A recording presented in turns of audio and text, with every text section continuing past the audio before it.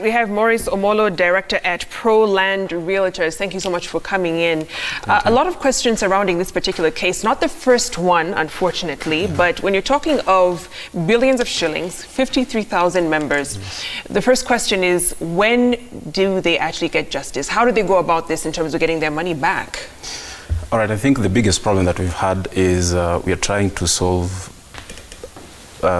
problems that have already occurred. We are almost always at curative mode rather than preventative mode. Okay, the way I'm looking at it is that we must look at it, we have to look at the bigger picture. So there is the short-term solution, which of course now involves the DCI, the regulators, and all those stakeholders that are involved. And then now, what do we have to do today so that it doesn't happen tomorrow? Remember, this is not the first scandal that has happened.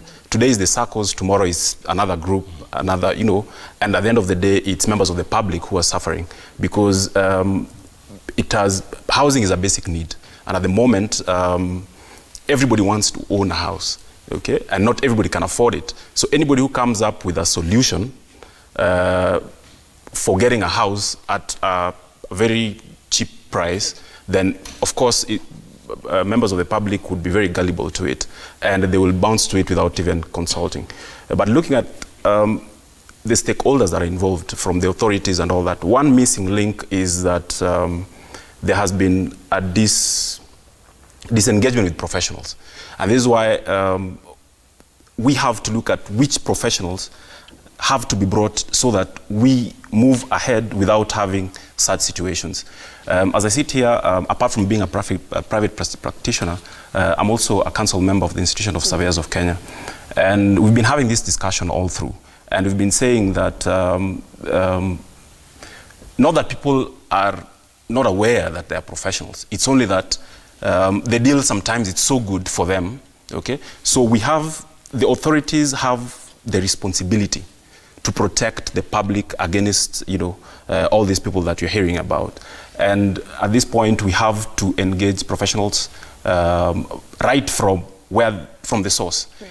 Okay? Like, for example, now, if you look at the Institution of Surveyors of Kenya, we have the surveyors, okay? The surveyors are now the guys who, you know, mark the beacons, show you the boundaries and the subdivision plans and all those things. If you're a member of a Sacco and your Sacco has bought land somewhere and it wants to sell it to you, there are some basic questions that you need to ask. What am I buying? Okay? Yeah. So the first thing, if you've not actually done a subdivision, there's always an approved subdivision scheme that is initially done by a planner.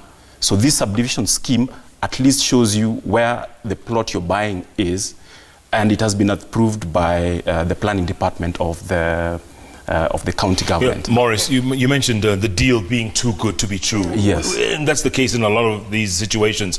Are people that vulnerable that when they see someone who's like a Pied Piper, they all follow suit blindly? I think, Jeff, to be honest, I think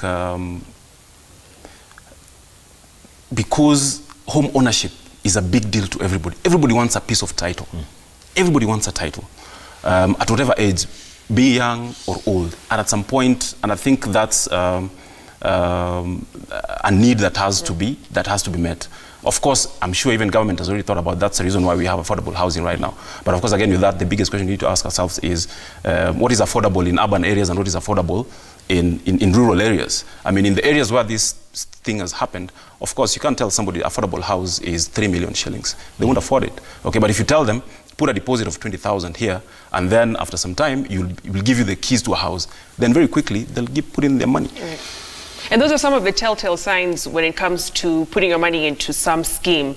If they promise a quick return on your money, or a too good to be true kind of investment. But in terms of licensing, documentation, certificates that you should look out for from your Sacco, what should someone actually see before putting their money into this institution?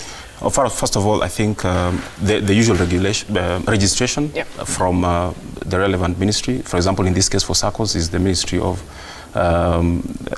Trade, Industry and cooperatives. Okay, that if you're running a back office Sacco, if it's front office, then you have to go through SASTRA. They must get all those licenses. That is one. The next thing is, now if you're going to go into purchasing property, okay, definitely we're talking about a big number of people, members in a Sacco, so that means that if your Sacco is buying land, it's definitely going to be a big piece of land, okay? So you always have to insist to see the main title, okay? Where, of course, you're going to subdivide and build the houses, okay? And if you're not going to subdivide, what ownership documents are you going to give members, okay? Right now, of course, that has also brought into play what we call the Sectional Properties Act, okay? Which, of course, is now at the moment being discussed at cabinet level, and which, again, was a document that was pioneered by the Institution of Surveys of Kenya. And that is, of course, to improve or to make efficient the delivery of the affordable housing.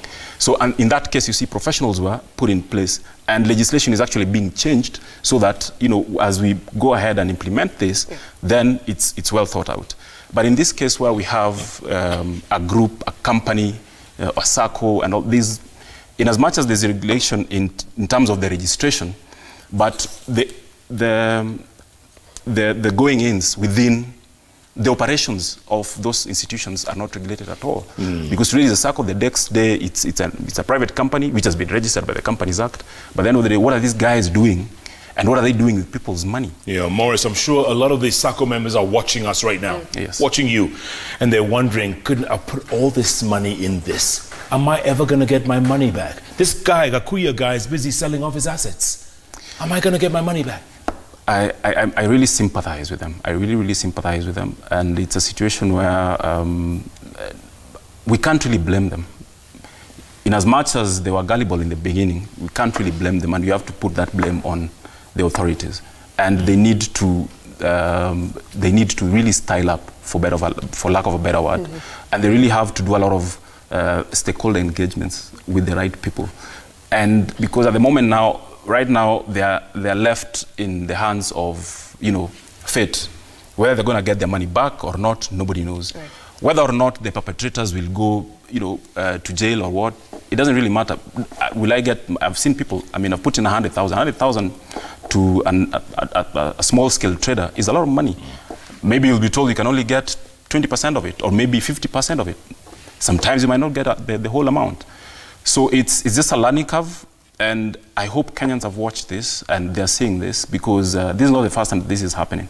Okay, and I hope they're not going to put their money in. And what about alternatives? Because last year you saw the CBK SASRA, as you were mentioning earlier, warning people of Saccos like this or pyramid schemes.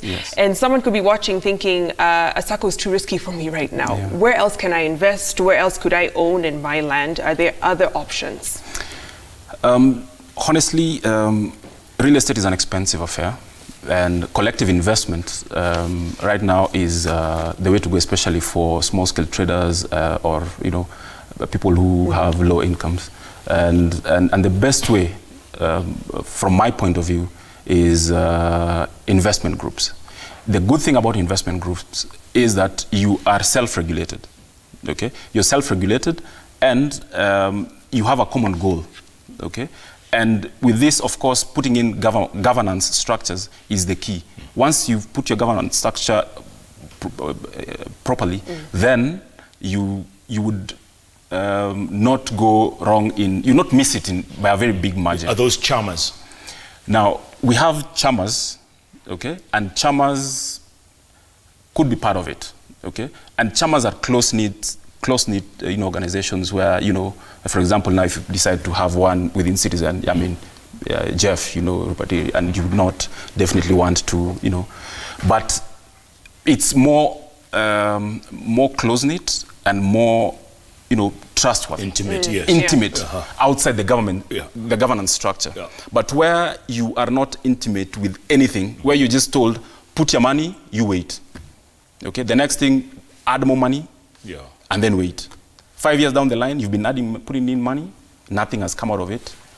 You see, it becomes, and you can't ask anyone any question. There's no face to it. Correct. So any organization that you get involved in, or any collective investment group that you get into, there has to be somebody that you can actually face and ask, where is my money? Hold accountable. Who can you hold accountable?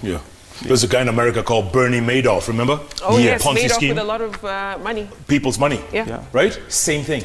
Same thing. 2.6 billion is a lot of money. It's a lot of money. Absolutely. That's very sad. Maurice Omondi, we'll have to leave it at that. Thanks so much for your time. Maurice Omondi, Director ProLand Investors Realtors Limited. Yes. Thank you. Thank you very much. Time for a break, Victoria? Absolutely. We'll be right back. Stay with us.